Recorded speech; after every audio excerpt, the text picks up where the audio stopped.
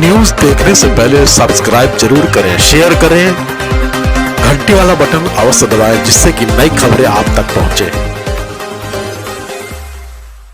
उठाया भी है तो उस पर ध्यान दें। बाकी हमारे सारे साथी जो आए हैं, जो जोन के लीडर हैं, वो बड़ी मेहनत और लगन से काम कर रहे हैं। जो नहीं आए हैं उनका जरूर ध्यान दें। यही हमारा अनुरोध है।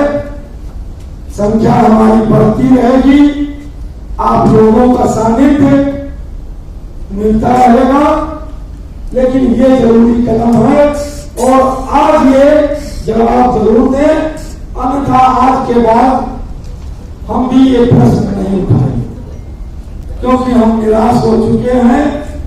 उनको चिट्ठी तक नहीं दी जाती, उनका सिर्फ महिमा मंडन किया जाता है। जो काम नहीं कर रहे हैं उनको जबरदस्ती हमारे साथियों को ऊपर न थोपा जाए। इसके साथ साथ लखनऊ की सरजमी पर आप सभी आए। लखनऊ की यूनिट में, लखनऊ की यूनिट की तरफ से यह प्रयास हुआ कि आपका सभी का सम्मान हो। धन्यवाद सर।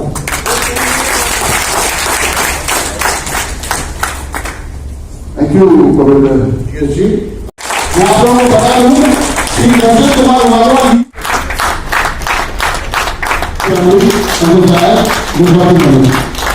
मेरा नाम त्रिलोक सिंह है।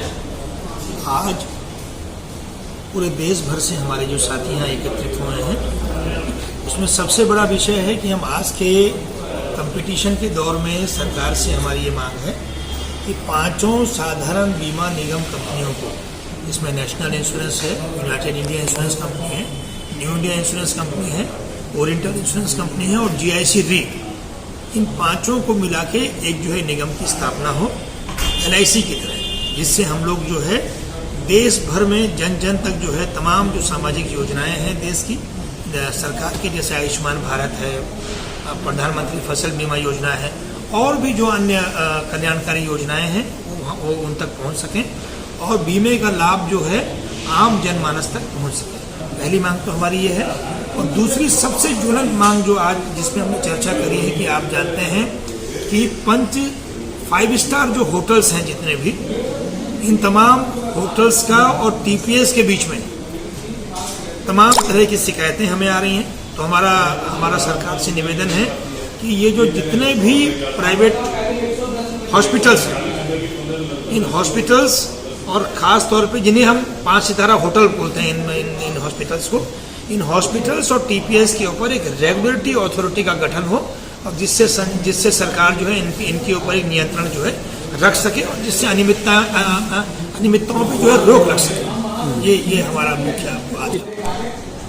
बाकी मांगों के बारे में जैसा कि त्रिलोक जी ने बताया है, इसके अलावा हमारी ये मांग है कि जैसे कि कुछ साथियों को एक न्यू पेंशन स्कीम के अंदर लेके आया गया था, तो हमारी मांग ये है कि सभी साथियों को ओल्ड पेंशन स्कीम के अंदर लेके आया जाए और सभी को ओल्ड पेंशन स्कीम के हिसाब से पेंशन का वितरण किया जाए, क्योंकि आने वाले सभी समय में जो साथी 2010 के बाद जिन्होंने ज्वाइन किया है वो ओल्ड पेंशन स्कीम में है, तो वो जब रिटायर होंगे तो उनका क्या अमाउंट मिलेगा किसी को कुछ पता नहीं है।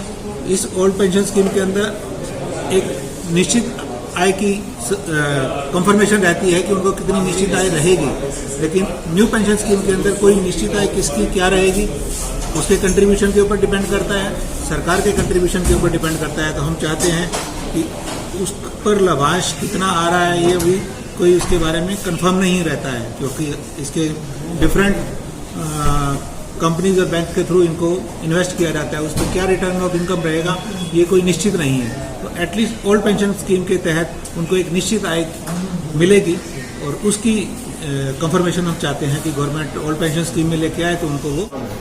और पुरानी पेंशन स्कीम के लिए जो 2010 के बाद हमारे कर्मचारी रह गए, उनको भी हम लोग की एक ही मांग है कि कर्मचारियों को पुरानी पेंशन स्कीम में लाया जाए, क्योंकि वो अपनी सारी ज़िंदगी जब यहाँ पे एक इतने कम वेतन में ऊपर देता है तो उसके बाद उसको ये होता है कि जब मैं रिटायर हूँ तो मैं अपना और अपने घर वालों का या अपनी वाइफ का अच्छे से भरण पोषण कर पाऊँ और अपने स्वास्थ्य की भी देखभाल कर पाऊँ, इसलिए हम ये जमाने की ओल्ड पेंशन स्कीम भी लागू हो। ठीक है, ये हमारी जनरल इंश्योरेंस एम्प्लॉइज एसोसिएशन जो सरकारी बीमा कंपनियों हैं उनका सबसे बड़ा संगठन है।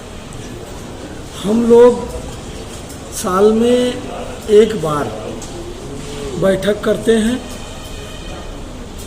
जो दिक्कतें हमारे साथियों को, जो दिक्कतें सरकार के द्वारा, जो दिक्कतें मैनेजमेंट के द्वारा हमारे कर्मचारियों को दी जाती हैं, उनका निराकरण कैसे करें, उनसे किस तरीके से लड़ें, इस पर यहाँ विचार विमर्श किया जाता है। इस चैनल के माध्यम से ये हम संदेश देना चाहते हैं कि जीआईए एक संघर्षशील संगठन है और आज तक जो भी उपलब्धि हुई है वो सिर्फ संघर्ष से ही हुई है। जीआईए कभी संघर्ष से पीछे नहीं हटी है और जब भी लड़ी है, जिस चीज के लिए लड़ी है उसमें सफलता ही मिली है। जीआईए का मूल मत सिर्फ और सिर्फ संघर्ष है। सरकार को एक बार आगाह करना चाहते हैं कि हमारी जो मांगे हैं, पुरानी पेंशन की बहाली, ऑफिसों का जबरदस्ती बंद करना, कर्मचारियों पे केपीआई थोपना, ये सब बंद होना चाहिए। नहीं, जीआईए का एक एक साथी संघर्ष के लिए तैयार है और साथी बाधवा जी का और साथी त्रिलोक जी के निर्णय की तरफ देख रहा है कि इनका कब निर्देश हो और वो संघर्ष के लिए सड़कों पे उतरे।